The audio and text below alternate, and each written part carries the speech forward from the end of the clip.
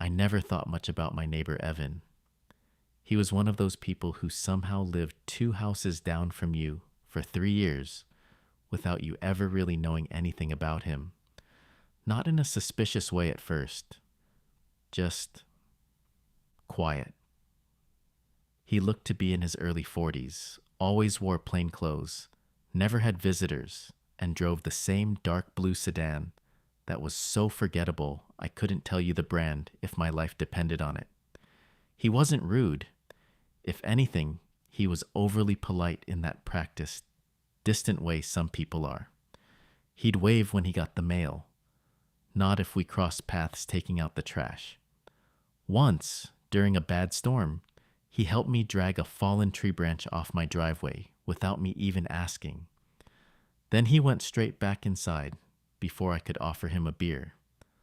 Our neighborhood was the kind of place where everybody knew at least the broad outline of everybody else's life. The retired couple on the corner fought loudly enough for the whole block to know they hated each other, but somehow never split up. The family across from me had 3 kids, 2 dogs, and a garage so full of sports equipment it looked like a small store. The woman next door to me worked night shifts as a nurse, and somehow still found the energy to mow her lawn at 8 a.m. with the intensity of someone settling a personal score with the grass. And then there was Evan. Single, as far as anyone knew. Worked from home, supposedly. Never hosted barbecues, never decorated for holidays, never joined neighborhood yard sales, never complained, never overshared. He was the human equivalent of a closed door. So when he knocked on my door one Thursday evening in late June, holding a small ring of keys in one hand and looking more uncomfortable than I'd ever seen him, I remember being genuinely surprised. I opened the door and said, "Hey, everything okay?" He gave a quick nod. "Yeah, sorry to bother you." "No problem." He glanced over his shoulder at the street, then back at me. "I actually wanted to ask you for a favor." That alone caught me off guard. Evan did not seem like the kind of guy who asked anyone for favors. "Sure," I said. "What's up?" He held up the keys. "I have to leave town for about 2 weeks. Family situation. Kind of sudden." "Sorry to hear that." He nodded again, but didn't elaborate. "I was wondering if you could water my plants every few days. I'd normally ask my sister, but she's out of state." I almost laughed from relief, because the way he was acting made it feel like he was about to confess to something insane. "Yeah, of course." He looked genuinely grateful, which somehow made him seem more human than he had in the previous 3 years. "Thank you, really. It's just the plants in the kitchen and living room. They don't need much." He handed me the key ring and then added, almost too casually, "And if you hear anything weird from the basement, don't worry about it." I blinked. "What?" He gave a strange half smile, like he was making a joke he wasn't used to telling. "The pipes. Old house. They knock sometimes." Then, before I could ask anything else, he said, "I wrote instructions down for you. They're on the kitchen counter." And that was that. He left early the next morning. I know because I saw his blue sedan pull out just after sunrise while I was making coffee.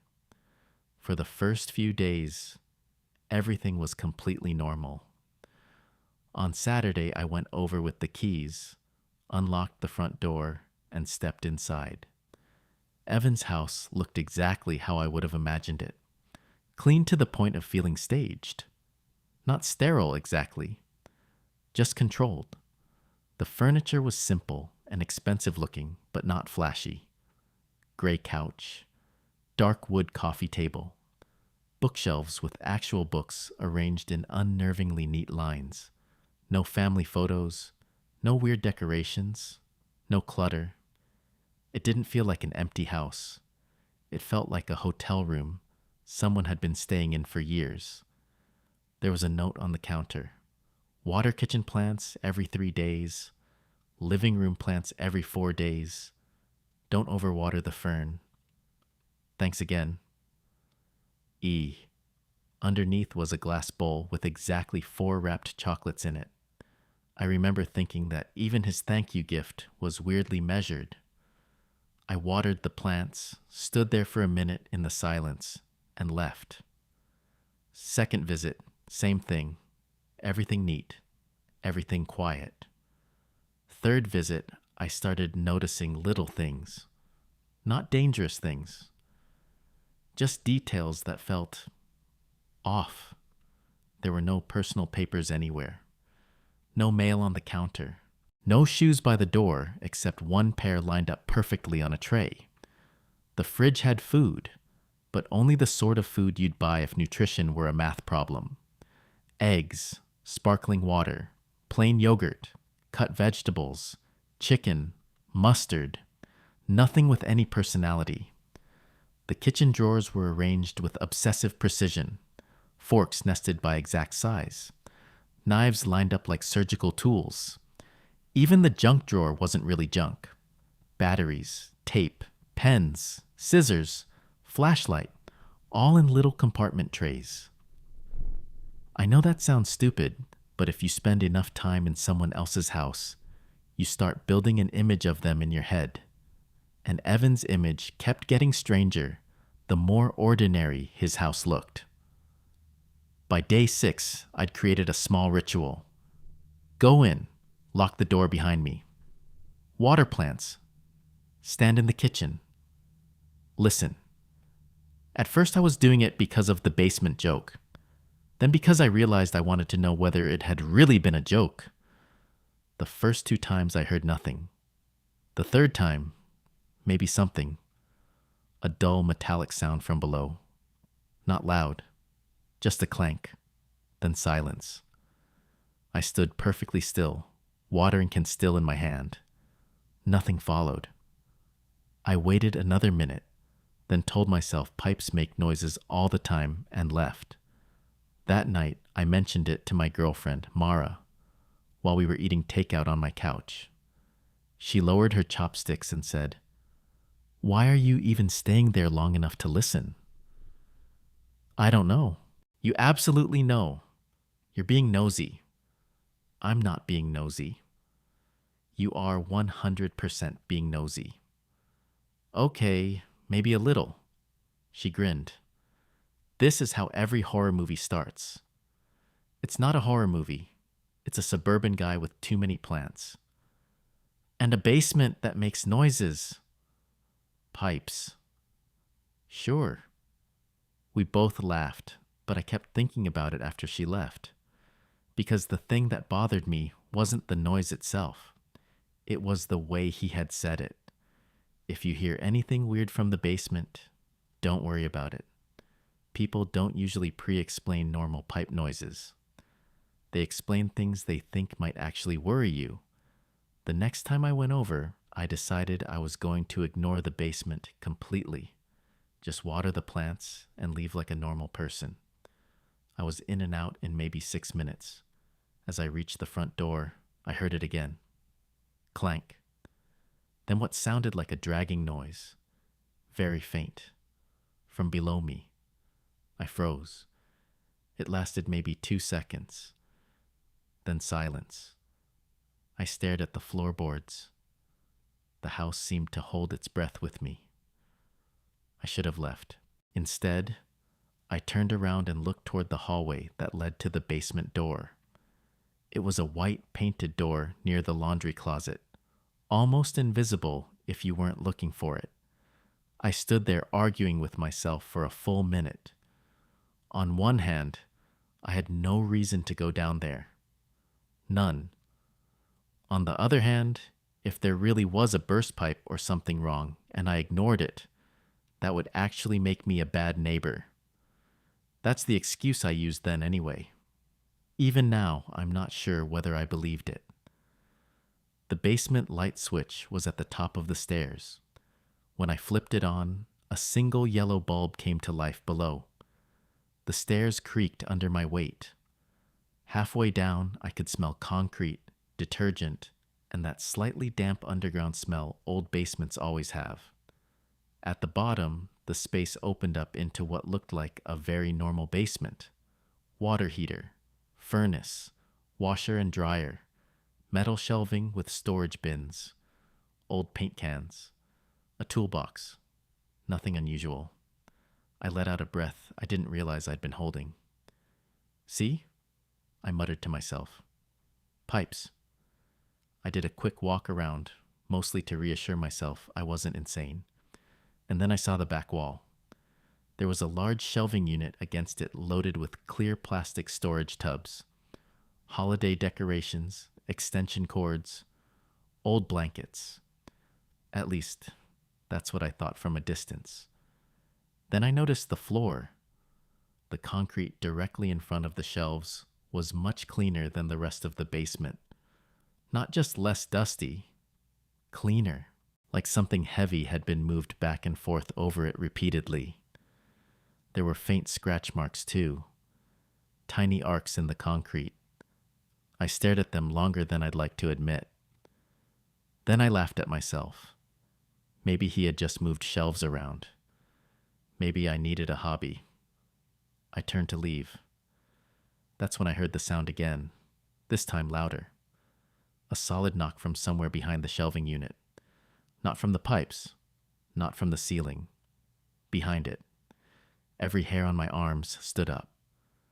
I didn't move for a second. Then very slowly, I stepped closer. The shelves were metal and heavier looking than I expected, but when I gripped the side and pulled, they shifted with surprising ease, scraping against the floor in a way that matched the marks I'd seen. Behind them was a door. Not a rough, unfinished basement door. A proper interior door, painted the same color as the wall. No handle on the outside, just a deadbolt. I remember actually taking a step back, because old houses have weird basement layouts. They have crawl spaces, utility closets, root cellars, but hidden interior doors behind movable shelving. That was different. I stared at the deadbolt. Locked. There was no keyhole on the outside, only a thumb-turn lock, the kind you can lock and unlock by hand, which meant someone had been using it from this side. My heart was pounding so hard I could feel it in my neck. I should have walked upstairs immediately. Instead, I leaned in and pressed my ear to the door. At first, I heard nothing. Then, very faintly, a sound. Not mechanical, not pipes, not animals. Music, soft music, like a radio playing somewhere on low volume. I jerked back so fast I nearly hit the shelf.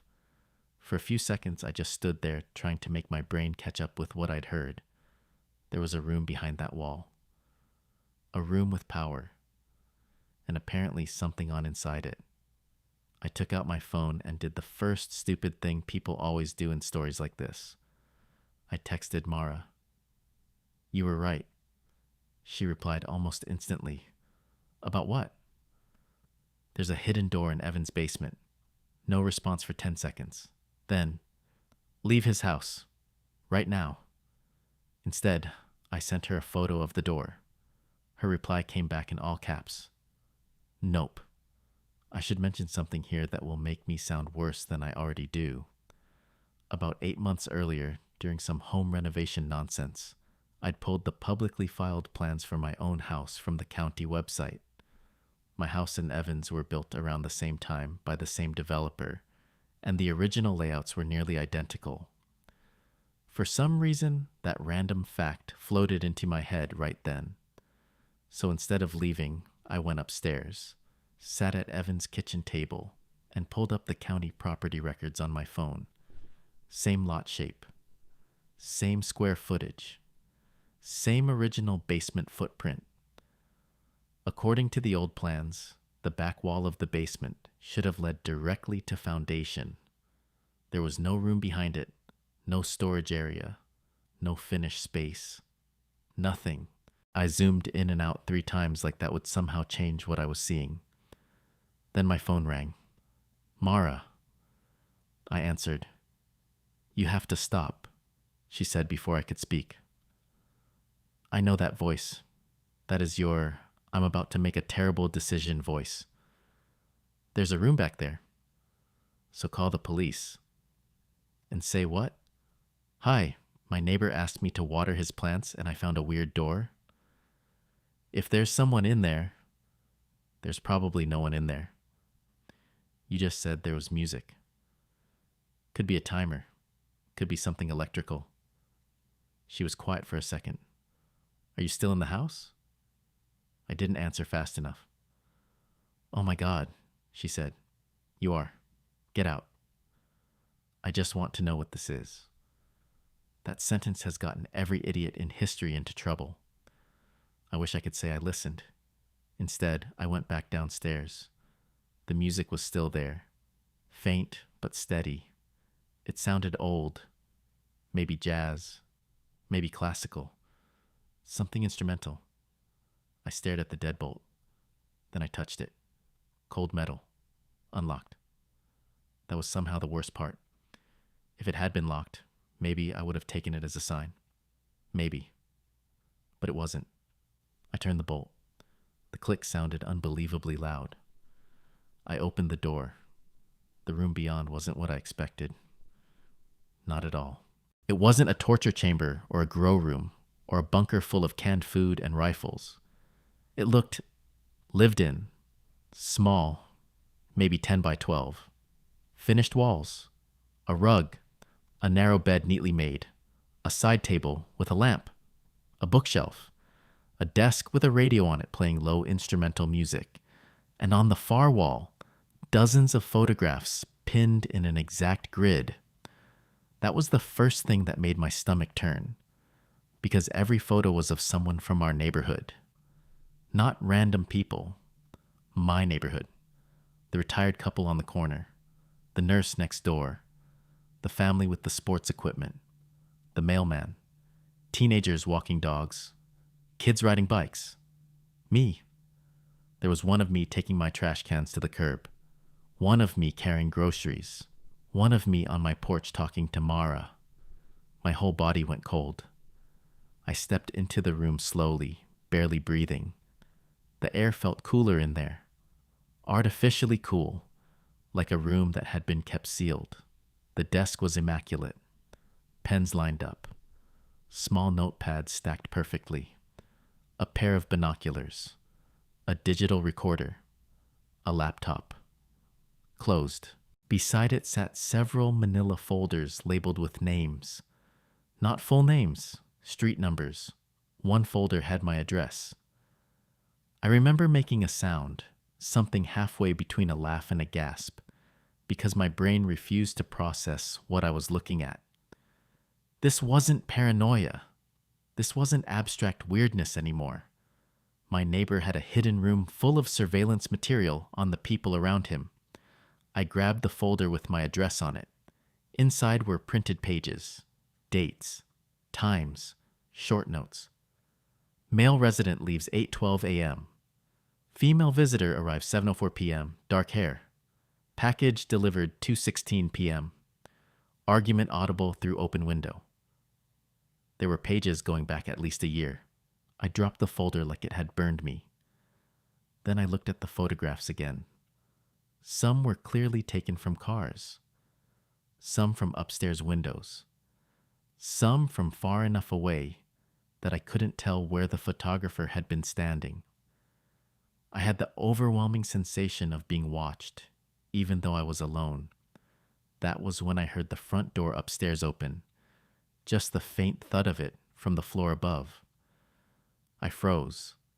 A second later, footsteps. Inside the house. I don't think my body has ever gone cold that fast before or since. Every possible thought tried to hit me at once. He came back early. He forgot something. It's not him. Run. Hide. Call someone. My phone was still in my hand. I hit Mara's contact by instinct and whispered the first thing that came out. He's home. What?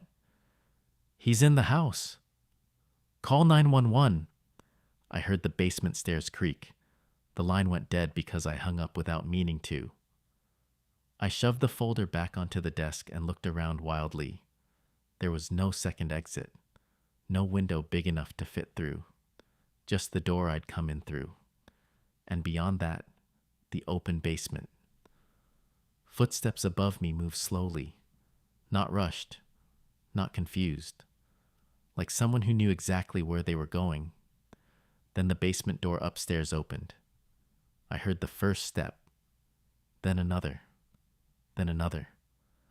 I switched off the lamp inside the hidden room and flattened myself behind the open door, trying to make myself smaller than a human body can possibly be. The footsteps reached the basement floor. Silence. A long silence. Then the scrape of metal. The shelving unit being moved. He knew. He had come straight here. The door began to open wider, pushing against my shoulder through the darkness. I held my breath so hard my chest hurt. The room was almost black except for a thin strip of basement light. I could see his silhouette. Evan. He stepped inside halfway, and in the dim light I saw something in his hand. Not a weapon. A piece of paper. He stood there for 2 or 3 seconds. That felt like minutes. Then he said quietly, "You weren't supposed to come down here." I don't know what made me do it. Maybe panic. Maybe the fact that he sounded disappointed rather than angry. But I bolted. I slammed into the door, shoved past him hard enough to knock him sideways, and sprinted for the stairs. He shouted something behind me. I took the steps 2 at a time, nearly fell, hit the kitchen, then the front hallway, yanked the door open, and ran straight across my lawn to my house, without looking back. Mara was calling again, before I even got my own front door shut. This time I answered. "Call the police," she said. "I know. Now." I did. By the time officers arrived, my hands were shaking so badly I could barely explain the story in order. To their credit, they didn't treat me like I was insane. 2 officers went to Evan's house immediately. Another stayed with me. A few minutes later, I saw flashlight beams moving through his basement windows. Then one of the officers came back out and asked me to show him exactly where the hidden room was. I said I didn't want to go back in there alone. He nodded and took me with him. The shelving unit had already been moved. The hidden room door was open. The room was empty. Not empty of furniture, empty of evidence. The photographs were gone. The folders were gone. The laptop was gone. The recorder was gone. The radio was gone. Even the bedding had been stripped. The room looked like a stage guest room now. Bed frame, mattress, bookshelf with random paperback novels, lamp, nothing else. I actually laughed when I saw it, which made one of the officers glance at me like he wasn't sure if I was about to faint. "He cleaned it out," I said. "He cleaned it out in like 10 minutes. Except that made no sense.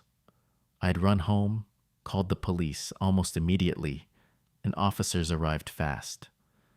There wasn't enough time, unless it had already been prepared. The officer asked, "What exactly did you see?" I told him. The pictures, the folders, my address. He wrote everything down. Another officer searched the rest of the house. No sign of Evan. His car was gone. His phone apparently went straight to voicemail. And then came the part that made the entire thing somehow more unsettling. The hidden room, according to the county records and a later inspection, had likely been added years after the house was built, using dead space carved between the basement wall and an illegally extended rear foundation enclosure. In plain English, someone had gone through a lot of effort to create a room no one was supposed to know existed. The police took my statement. Then Mara came over and stayed with me that night because I was too wired to sleep, and too aware of every window in my house. The next few days turned the whole neighborhood upside down. Police canvassed the block. People started talking, then oversharing, then panicking. Apparently, I wasn't the only one who had noticed strange things over the years. The nurse next door had once found cigarette butts near her side fence, even though no one in her house smoked. The retired couple said they occasionally saw a parked blue sedan on the street at odd hours, but had assumed it belonged to a visitor. The family across from me remembered their oldest son complaining once that the weird man had taken his picture during a 4th of July block party. The parents had thought he meant someone else. Everyone suddenly began reinterpreting old moments. Normal things became sinister in retrospect. That's what fear does.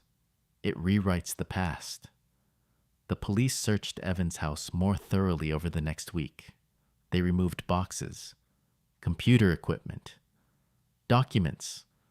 No one told us much officially. All we got were vague statements about ongoing investigation. Evan himself was gone, vanished. No one had seen him leave. No one could tell the police much because none of us had ever really known him. It turned out Evan might not even have been his real name. The house had been purchased under an LLC. His employment records were murky. The blue sedan had dealer tags registered to a different address. Every answer led to 3 more questions. For a while, that was the story I told people. I found the hidden room. My neighbor came back. I ran. Police investigated. He disappeared. But that wasn't the end. Not even close. Because about 2 weeks later, after the block had finally started calming down, I found something in my mailbox. No stamp. No return address. Just a plain white envelope with my house number written on the front in black ink. Inside was a single photograph. A picture of me standing in Evan's basement. Taken from the doorway of the hidden room. Taken the night I found it. On the back, 1 sentence. You should have left it alone. I drove straight to the police station with the envelope in my hand. They took it seriously. Forensics, fingerprints, all of it. But whoever had delivered it knew what they were doing. No usable prints. No camera footage from my street that night because, in a detail that still bothers me, my front door camera had lost connection for exactly 47 minutes, sometime after midnight. Maybe coincidence. Maybe not. At that point, the police finally admitted something they'd clearly been holding back. Evan's hidden room wasn't just full of neighborhood surveillance. There had been traces, missing traces really, suggesting records had once existed for people outside our block too. Dozens of them. Maybe more. Different neighborhoods, different cities. No one would tell me exactly what they thought he was doing.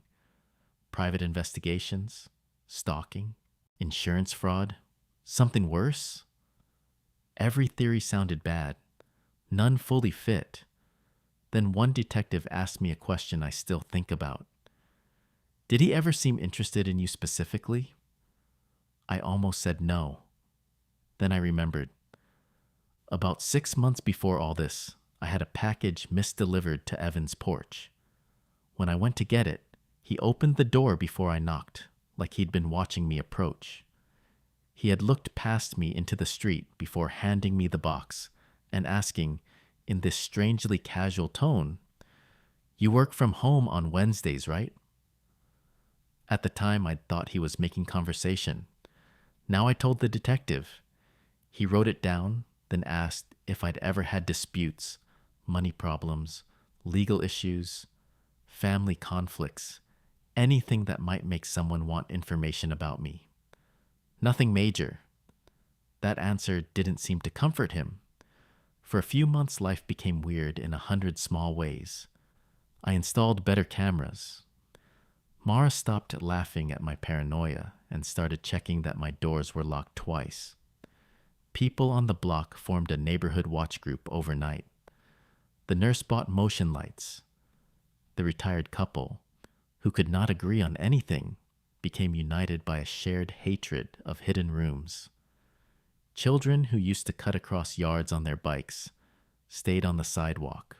Every passing blue sedan made half the street look up. Then slowly, life began pretending to be normal again. Evan's house sat empty during the investigation. Eventually, the police cleared it. Then it stayed unsold for months. No one wanted it. Even after the basement was gutted and the hidden room demolished, nobody wanted it. The for sale sign felt almost insulting, like repainting over mold. About 5 months later, on a cold Saturday afternoon, I saw a moving truck in front of the house. A young couple had bought it. I actually walked over and introduced myself because the idea of not warning them felt wrong. I didn't tell them everything immediately, just the version you can tell strangers without sounding deranged. There was an investigation here, I said. If you hear people in the neighborhood mention the previous owner, that's why. The husband gave me a nervous laugh and said their realtor had called it a paperwork issue. Of course she had. A week later, they knocked on my door. The wife looked pale. "Can we ask you something?" she said. "Sure." She held up a key. Old brass, unlabeled. "We found this taped under a shelf in the basement." My stomach dropped so hard it was almost physical. "Where exactly?" She described the location. Not where the hidden room had been. Near the old laundry wall. I asked if they'd found anything else. She and her husband exchanged a look. Then he said, "There's a section of wall in the utility area that sounds hollow." I didn't go with them. I know the version of me from the beginning of this story probably would have. But by then I had learned that curiosity has a threshold where it stops being charming and starts becoming self-destructive.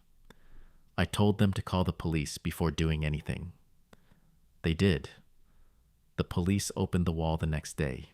Inside was a narrow cavity containing 3 things: a sealed plastic bag with cash, a hard drive, and a small black notebook. The cash was just under $9,000. The hard drive, according to what little leaked later, was encrypted.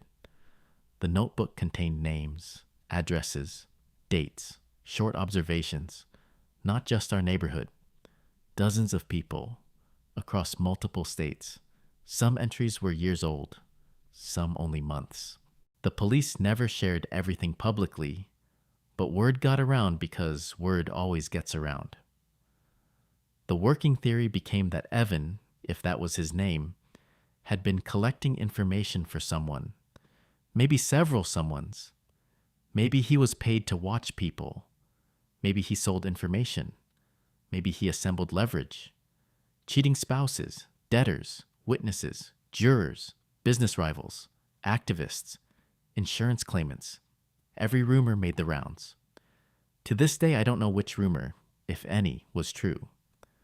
The encrypted hard drive was apparently the real prize. A detective I'd spoken to before called me once, months later, and said only this: "You finding that room may have interrupted something much larger." I asked what that meant. He said, "I can't say." Then he thanked me in a tone that didn't sound grateful so much as unsettled. And that should have been the end. Except for one final thing. About a year after all of this, Mara and I were packing for a weekend trip when she asked if I had moved the old ceramic planter from my back porch. I hadn't. It was one of those heavy decorative things that had sat in the same place for years. Underneath it was a folded piece of paper sealed in plastic. Inside was another photograph. This one was older than the first. It showed my backyard from above, taken at dusk. Me and Mara were visible through the kitchen window. On the back was written, "Not everything was about you. I took that one to the police too. They added it to the file that by then had apparently become thick enough to deserve its own box. No arrest was ever announced. No public explanation ever came. Maybe they solved parts of it and never told us. Maybe they didn't.